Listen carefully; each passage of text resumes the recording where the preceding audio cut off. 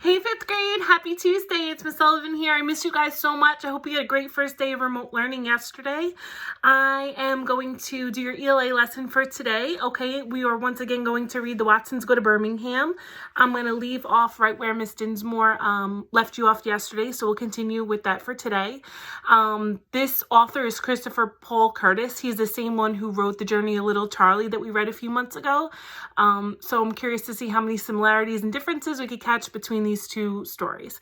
Okay, today I'm going to read for you pages 4, 5, and 6, so listen carefully. I will also post them online, though, if you'd like to read them again on your own.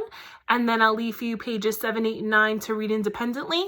Then you could go ahead and answer short response questions and also multiple choice questions.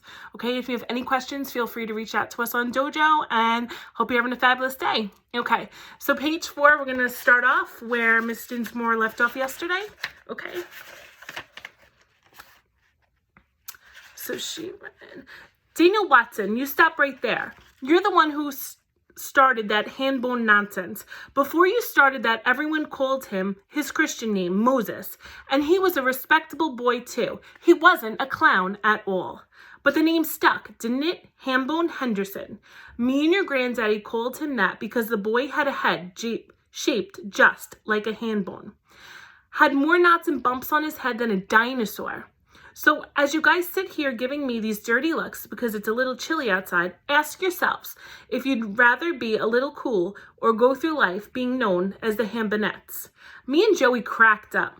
Byron kinda chuckled, and Mama put her hand over her mouth. She did this whenever she was going to give a smile because she had a great big gap between her front teeth. If Mama thought something was funny, first you'd see her trying to keep her lips together to hide the gap. Then if the smile got to be too strong, you'd see the gap for a hot second before Mama's hands would come up to cover it. Then she'd crack up too. Laughing only encouraged Dad to cut up more.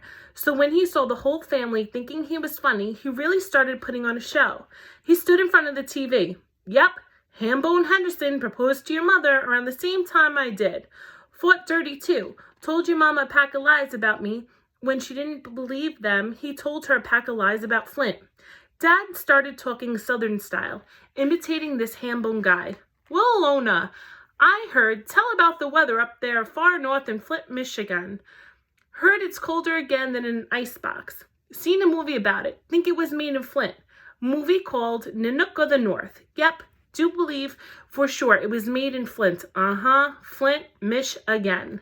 Folks there lived in these things called igloos. According to what I seen in here, movies, most of the folks in Flint is Chinese. Don't believe I seen an colored person in the whole dang city.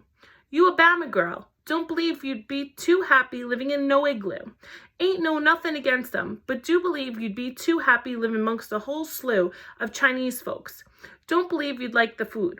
Only thing them Chinese folks in that movie eat was whales and seals. Don't believe you'd like no whale meat.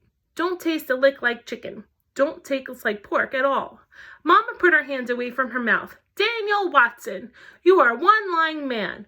Only thing you said was true was that being in Flint is like living in an igloo. I knew I should have had listened to Moses. Maybe these babies might have been born with lumpy heads, but at least they'd had a warm, lumpy heads.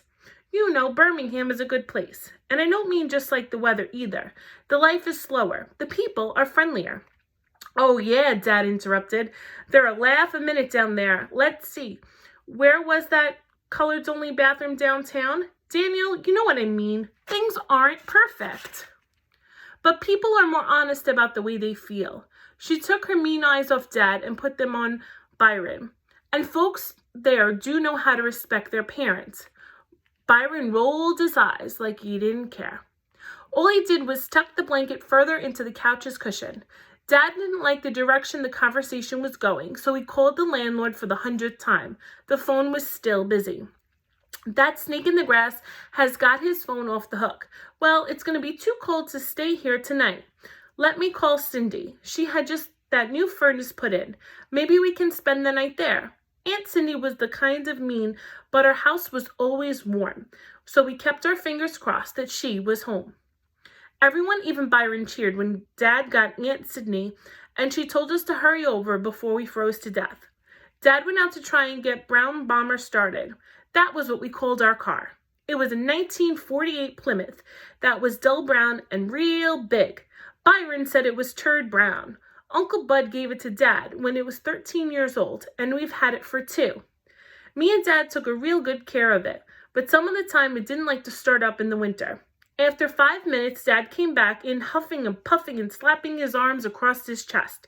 Well, it was tough and go for a while, but the great brown one pulled through again. Everyone cheered.